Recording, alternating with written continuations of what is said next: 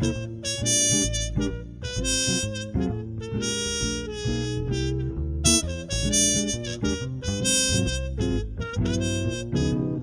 everybody. Welcome to the Watch Young Booksellers podcast, where we bring you conversations from our bookstores' vast community of book professionals who talk about what they do for the love of books. Thanks for joining us. I'm Marnie, and I'm here with my co-producer, Catherine. Hey, Catherine. Hey, Marnie. Hey, everybody.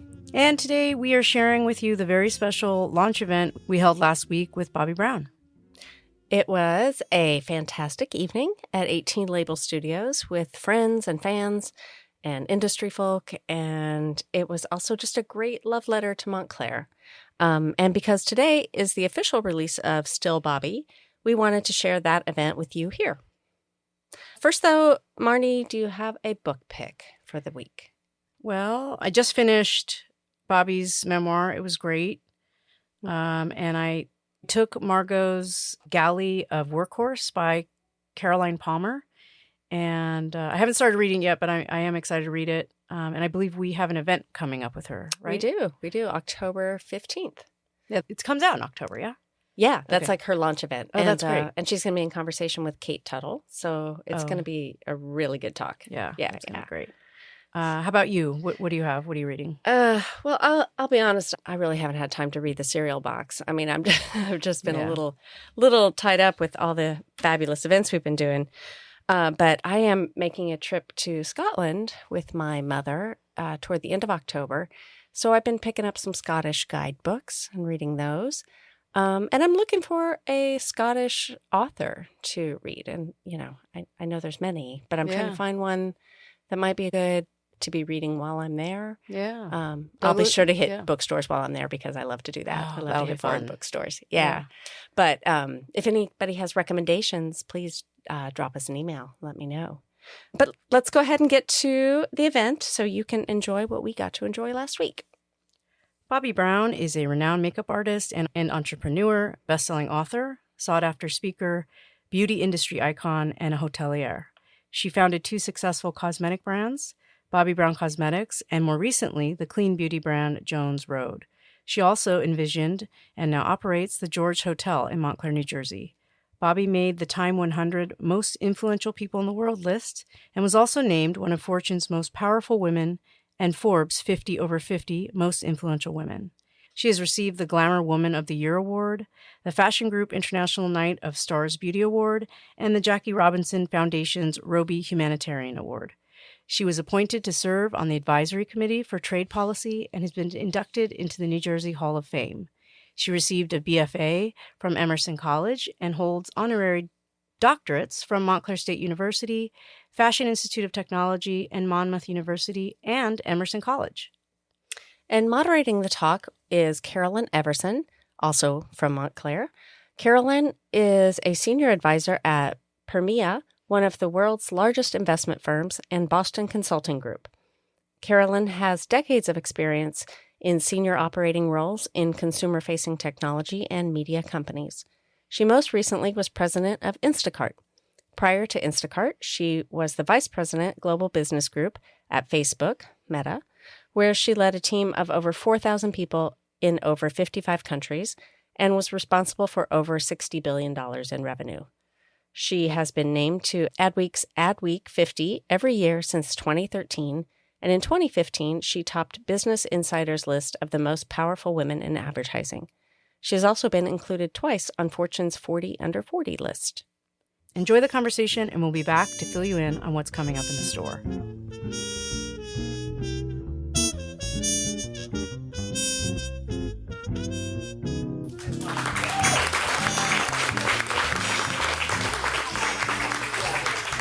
By the way, first of all, thank you guys for coming. I would not even imagine writing a book without having a signing at Watch Young Booksellers. I have done it for every single show. And just to close the circle, her landlord is my husband. So, very Montclair of us.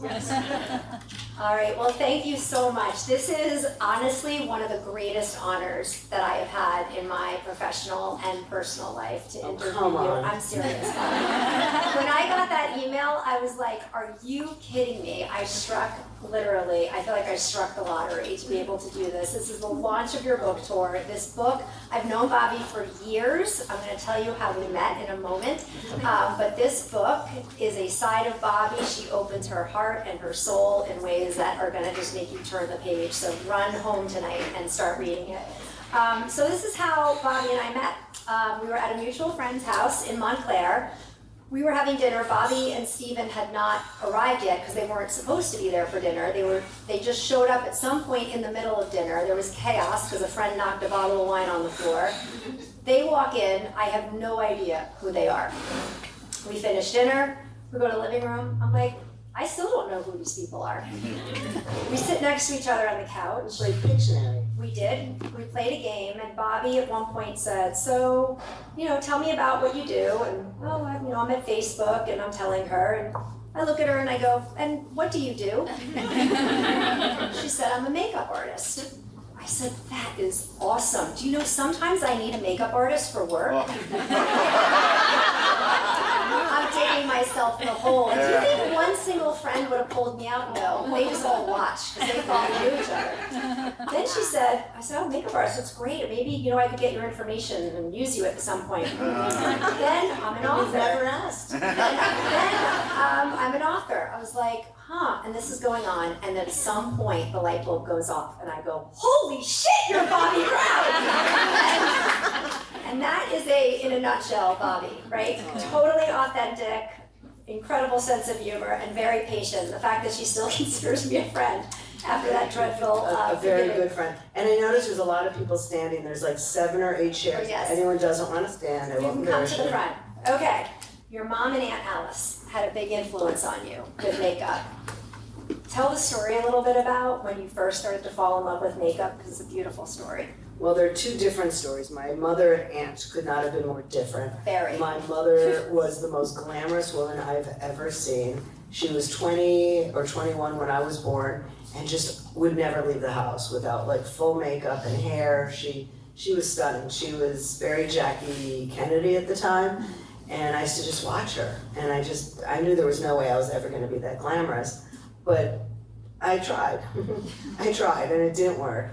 And then I go to Aunt Dallas's house, and she says, hi, honey, how are you? Come in. Let's have some ice cream. Here's a robe I made. Let's watch TV.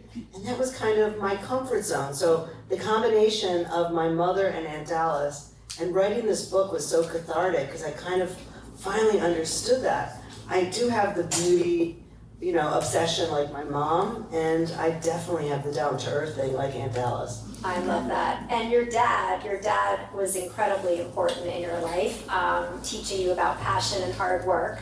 And you did something for him that fundamentally changed his life, if I remember from the book correctly, on his 70th birthday. Right. What did you do? Which is crazy. I'll be there in 2 years. What are my kids going to do for my 70th? By the way, it's a lot of pressure because she changed his life at 70. So my dad was a lawyer. My dad was 22 when I was born, so very young. He's 90 years old. He's pretty amazing.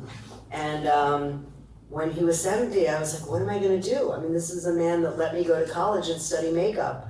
And I'm like, how do I, what do I do? And I just had this crazy idea. I found an old manuscript that he wrote, all written like Dr. Seuss about creativity. It's called The Flights of Marceau.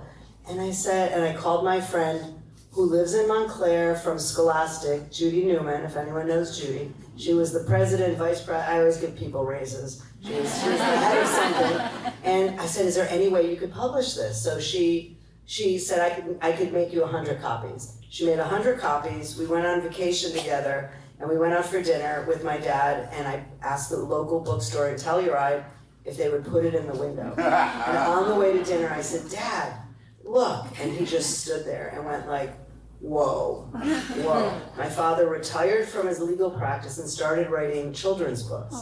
The first book Scholastic published My PR, who was here when sitting in the front row when we were at Bobbi Brown, did the whole press tour. How the hell I got you guys to do that? I don't think you're supposed to do things like that, but it was a whole press tour. And he had a book signing at Watch on Booksellers. But, how great is that story? I loved it. Okay, so let's talk about Stephen. Where is Stephen? I know he's somewhere in the audience. There he is in the back. wait, who's got Lily? Lily is sitting down. Okay, Lily's just right there, checking. yes. Okay. Once a mother. So it's an incredible love story, and you know, Doug and I always say when we're out with you and Stephen that you're such a team. And but what was interesting is how you first got together. So Stephen, you told Stephen during the first time you went out to dinner that you were on a break from your boyfriend. My boyfriend I was with for 12 years, from 18 to 30. Yes, you said, Stephen, we're on a break, but we're probably going to get back together. And Stephen looked you in the eye and said, you're not getting back together. So the question is, you, a few hours later, when your parents asked you about your dinner, you said, I think I met the guy I'm going to marry. Well, How did you know? I actually went home that night and, went to bed, but I didn't sleep. I just stared at the ceiling all night long. And I got up and I called my dad and I said, I think I just met the man I'm going to marry. I was 30 years old, so I was definitely ready. And when I was broken up with the ex-boyfriend, I'll never forget, if anyone my age, I used to watch 30-something. I'm living in New York City, single woman, and I'm like, oh, I'm just gonna be one of those working girls that never gets married. And I look at Michael Stedman, I'm like, I wanna be that. And then I met Stephen, and he always looked like Michael Stedman. Anyways. So was it his looks? No, it was not. I didn't even realize he had those beautiful blue eyes for a week. So no, I did not even realize he was so good looking. I'm sorry, Stephen, I'm embarrassing. Very sweet. Okay, so now you've been married. 37 years. Exactly, 37 years going strong. What would you say has been the secret to that? A lot of luck and a lot of respect to each other and a lot of caring. And I know it's not funny, but I always say it's so easy. Just know it pisses each other off and just don't do it. Okay. Yeah, it's really advice simple. from Bobbi. I love that. Okay, we're going to turn towards your early career. There are at least three times in the book where you met people in kind of ridiculous situations that you weren't even looking to meet people. The elevator, somebody from Bergdorf, Nantucket Beach, and you met somebody that had some connection to the Today Show. Tell us a little bit about those stories and what is in you that makes you talk to strangers, open up, meet people that can fundamentally help and change I your met life. Nancy at the mall, right here. I don't remember how long ago it was. How long ago was it? 25, 30 years. 25, 30 years. I haven't seen her since, but she's here. I say hi to people. I mean, I genuinely like people. If I'm at grocery shopping, guys, if I'm on the phone, don't bother me. But I genuinely like people. So I'm always saying, hi, how are you? And I know everyone has a story, and I find people interesting. So, when the first time it happened, I was at the beach, my kids were playing with this other kid, and I said to the mom, hi, how are you? What do you do? She said, I'm a book agent. I said, oh, I've always wanted to write a book. So she did my first book. She goes, I could do it for you. Another time I was in the elevator, and I said, hi, in the elevator. I said, hi, she said, hi, I said, what do you do? She said, I'm a cosmetics manufacturer. I said, oh, I've always wanted to make lipstick. And she gave me her card. The best one was when I was at a book signing and I answered someone's question, and this nice lady said to me, I answered her question and she said, are you Jewish? I said, I am. Why? She said, because you've done so well for a Jewish girl. I said, thank you. She said, I've seen you on the Today Show. I'd been on once. And then she said, is there anything else you'd want to do? And it popped into my head, I'd love to be a regular on the Today Show. She said, honey, my grandson is Jeff Zucker, who was the executive producer of the show. And Grandma Fran got me on the show. And I stayed for 14 years. I love it. So big lesson talking to people you may not know. All right, let's get to Estee Lauder. you break through. How many lawyers do I have here today? Okay, how many of my lawyers? Yay!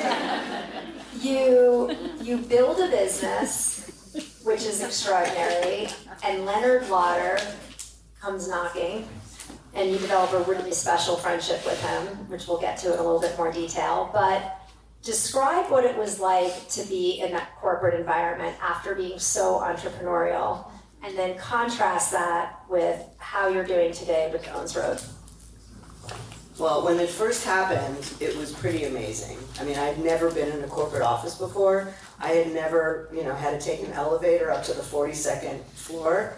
I didn't know really how to be that Bobbi. Like, I didn't know what to wear. I put on, suits and had a kind of a briefcase, whatever, and higher shoes, the kind that click when you walk down them. And I just remember that as soon as I would leave work, I would just take everything off because I was like, oh my God, it was so uncomfortable. But most of my years at Estee Lauder was the most incredible, supportive, just incredible. The business grew, Leonard was there for me. He helped me build my team. I got to do whatever I wanted. And that lasted for a lot of years. And then things changed.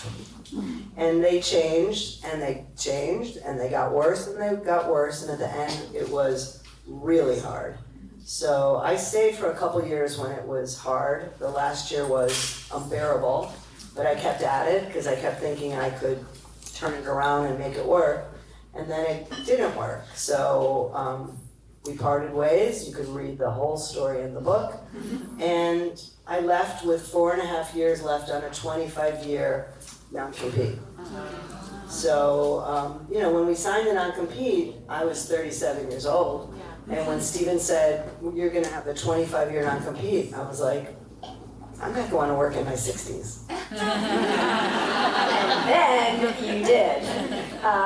You reinvented yourself again without your name. So talk a little bit about what that was like, because Estee Lauder had your name at this point, but they didn't have what was inside your brain and in your heart. So talk a little bit about the birth of Jones Road. Well, first of all, I had a non-compete because when I was working on things, it was fine because I wasn't selling it or launching it or talking about it, but clearly, I didn't start it the day my non-compete started. So, it was a whole journey to get there. And honestly, I would not have even started Jones Road if it wasn't for my husband that said, you got this, you can do this. He gave me an office. My first office was a closet, now the green room in the back. We had like 6 or 7 people sitting in this office until we moved in over there. Stephen is really the dream catcher of everything, and he just said, we got this. We started it together, and I hired my first employee, and we started working on formulas. I did a whole bunch of things in between. I couldn't just sit still. So the 4.5 years, I did a Just Bobbi shop at Lord & Taylor. I built a team. I see Allie here from my team, who I met on Instagram. So sometimes I'm at the park, other times I'm on Instagram. And, somehow we were able to launch Jones Road the day the non-compete was up. So back at Estee Lauder, you were told a few things, talking about adjusting to corporate culture. Someone said to you, quote, no one wants to take advice from a soccer mom.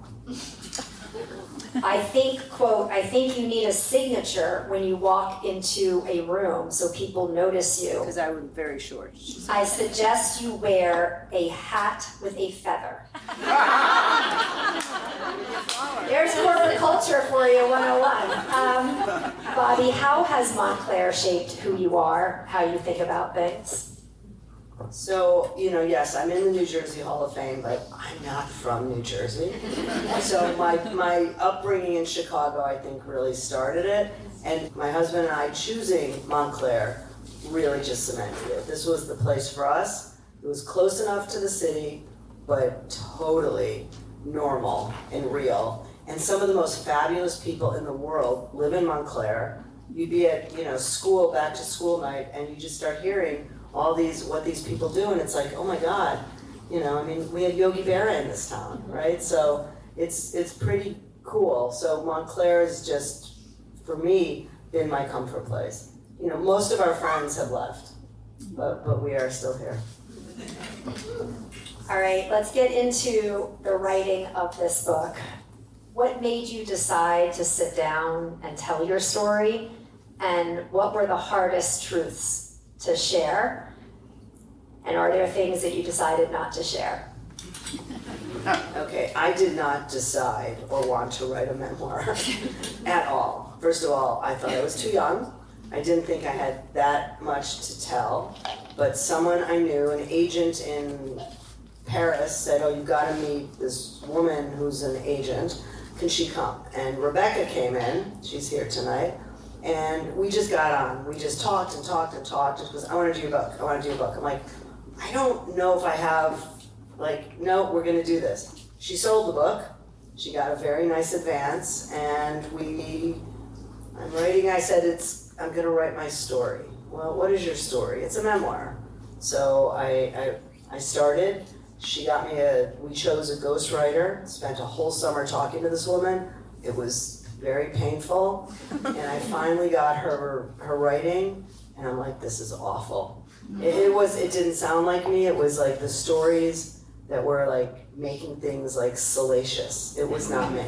I said, I'm not doing this. And she goes, give me a chance. And she found a musician guy, who never heard of me. And I walked around the park, with the headphone on. He interviewed me. Then he wrote it.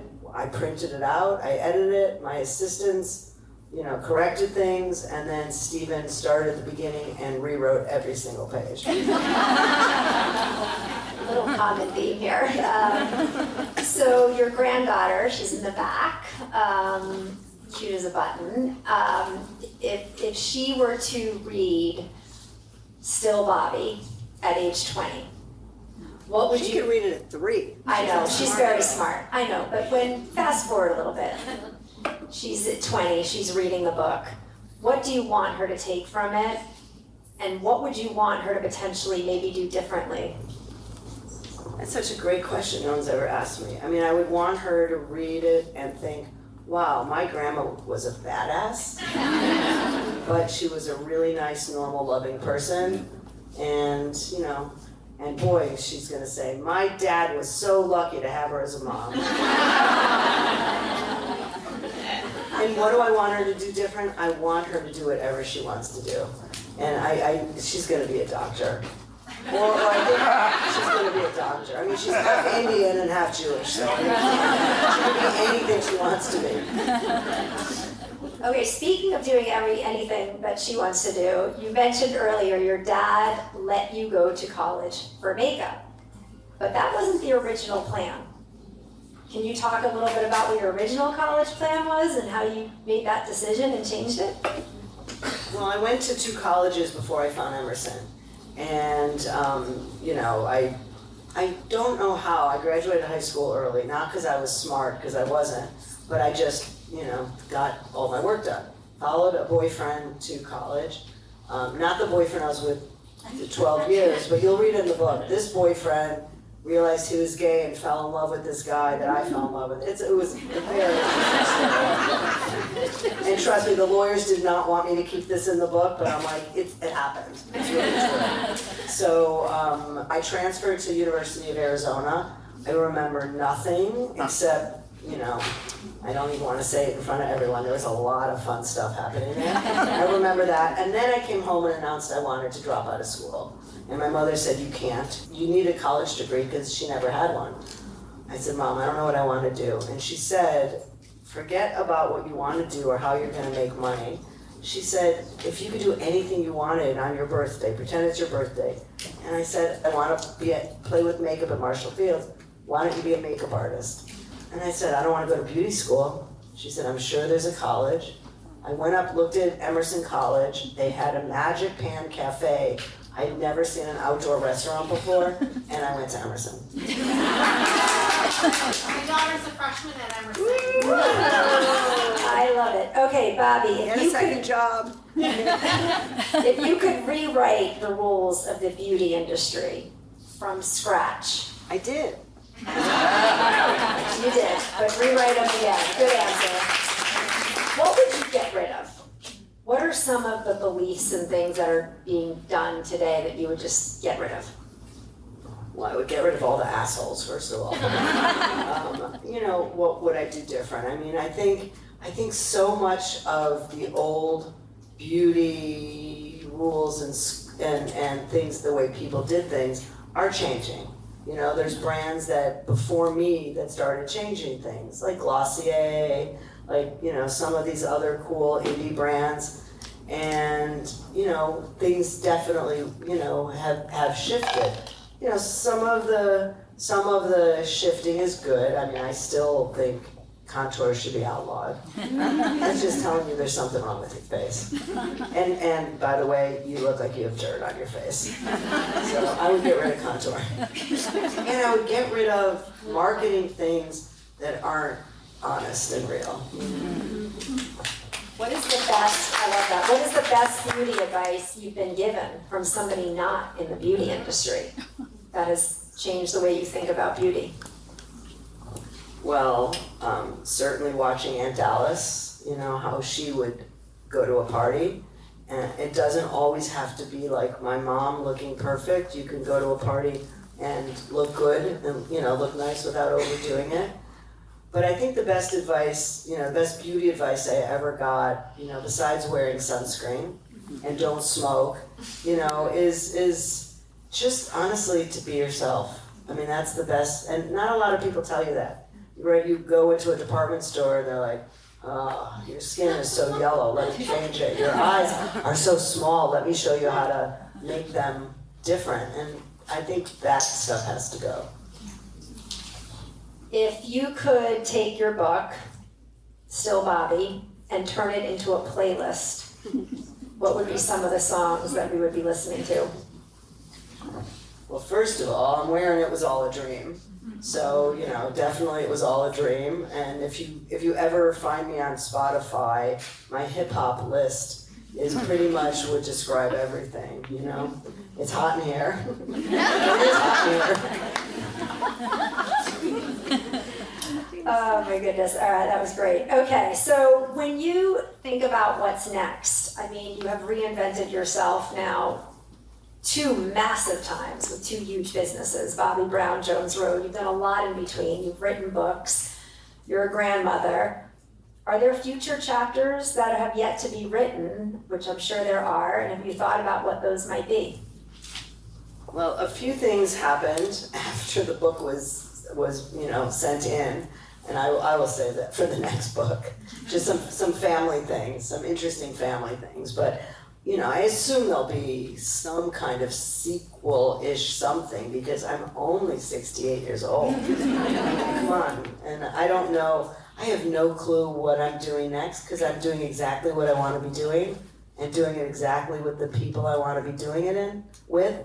I think we got rid of most of the people we didn't like, but I feel so lucky because I get to do what I love, and I'm doing it right here, and I'm doing it with my family, and I'm doing it with like my new posse. I mean, I had to make a new posse because when I left Bobbi Brown, it just changed.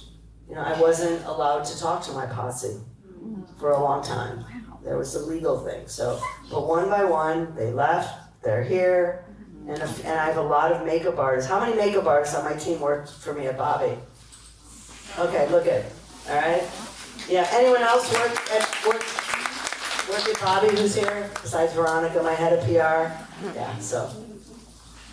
All right, speaking of your posse, let's talk about your 3 boys. I just want to hear a little bit about raising 3 boys, and I've never asked you why they're all D. So we have Dylan, Dakota, Duke. Dakota goes by Cody now, but why all D, and what is it like raising 3 boys?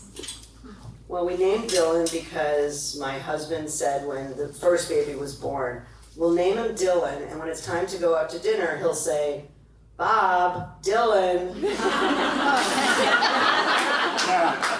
Bob Dylan, okay? And then, I don't know, loved the name Dakota. And, I was a little confident by the time I had my second baby. We named him Dakota Truman Mackenzie Plofker. Nothing sounds good with Plofker, no offense. Bobbi Plofker, And a lipstick, I'm not sure. And Duke we named Duke because I was going to name Dylan Duke, but both his mother and my mother said, that's a terrible name, it sounds like a dog. And by the time we had our third kid, we didn't tell anyone, we just named him Duke. And how it was raising boys, it was amazing. And really strange that, our second son, Dakota, who's now Cody, is the CEO of Jones Road. But we were driving it was either Nantucket or somewhere, and we're in the back of the car, and I was, as I normally do, complaining to Steven that we can't find a name for this new skincare that we were developing. And I hired all these brilliant people, expensive people, and and Steven said, tell me about the product. I said, it's when your skin is really dry, maybe you're skiing, you're in Telluride, and from the back seat, 8-year-old Dakota says, Mom, why don't you call it Extra? And now he's the CEO of Jones Road. Okay, if you weren't in beauty, I know you chose when you wanted to study makeup and you figured that out in college, but if you weren't in beauty, what would Bobbi Brown be doing today? Well, all I wanted to do when I was young is be a mother and a teacher, and I've gotten to do both of those things. So I think I would do something with health and wellness, whether, I don't think there's a good health spa out there. So I don't know, I would do something in health and wellness, probably, open a gym, an exercise place, and boy, could we use a few more gyms in this town. All right, let's talk about your health regimen, because you are quite healthy. When did you decide to get on that track? Can you share some of your favorite secrets about what you do? And also just a little bit of your thought on aging. Well, first of all, my thought on aging is it's a really good thing. Yeah. Because we're aging, we're living. What am I gonna say, right? Don't worry. I won't worry. It's one of those things you don't need. So my thoughts on aging is it happens. And, my secret is I don't look in the mirror a lot. And if I do look, I look in really good lighting, head up, not down, that doesn't look so good, head up, and you smile. Like, honestly, you look much prettier when you smile. Like, no one has wrinkles on their cheeks. So, anyway, that's my aging thing. And my health and wellness, I really got into health and wellness because I was always on a diet. My mother and I went from diet to diet. We were on pineapple diets. She was giving me honey, oil, and vinegar at night. She was so into all of that. And nothing really worked. Yeah, if you didn't eat, you'd lose weight, but as soon as you ate one thing. So I really, like a lot of girls, that was what happened. And one day I said, this is really dumb.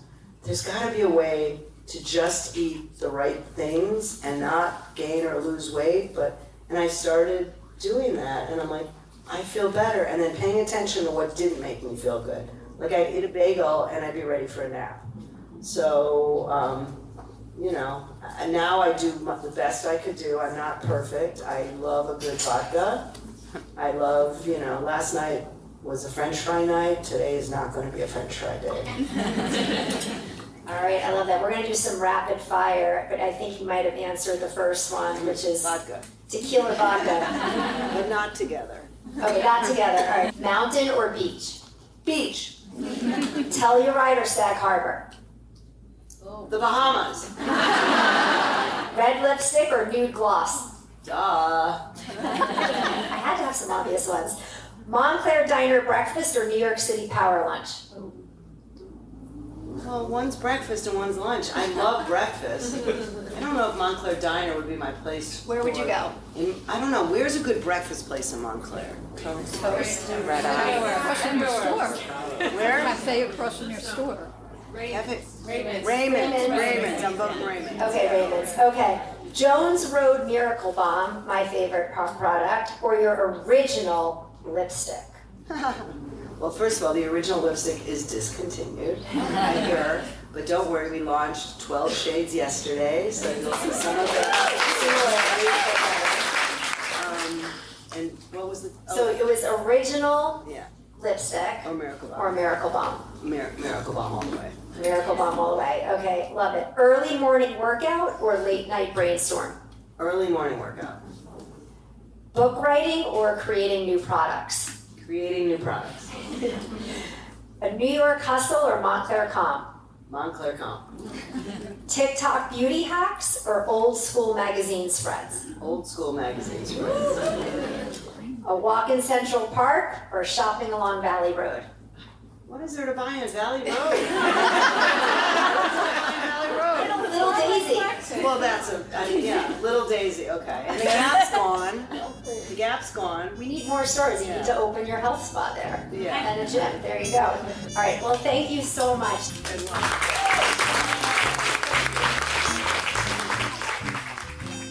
Thank you, Bobbi and Carolyn, for this great conversation, and congratulations, Bobbi, on your pub birthday. Listeners, we have extra signed copies of Still Bobbi available in the store now. And while this event was fantastic, we have even more coming up this week you won't want to miss. This Wednesday, September 24th, we welcome Jean Hannah Edelstein to share her memoir, Breasts, A Relatively Brief Relationship. And this Thursday, September 25th, we are so excited to welcome French author Thomas Schlesser at the Montclair Art Museum for the English edition release of his bestseller, Mona's Eyes. He'll be in conversation with Laura Marks Fitzgerald. Plus, our partners at the Montclair campus of L'Alliance, New York, will be hosting a special pre-event wine tasting with the author for museum and L'Alliance members. On Sunday, September 28th, the Montclair Art Museum will host another author event with Michelle Young, author of The Art Spy, The Extraordinary Untold Tale of World War II Resistance Hero Rose Valland. She will be discussing the book with Joe Pompeo. And next Tuesday, September 30th, Jennifer Ann Moses will share her short story collection, You've Told Me Before. You can get details and purchase tickets for all of our events, story times, and book clubs through our newsletter, show notes, or at watchongbooksellers.com.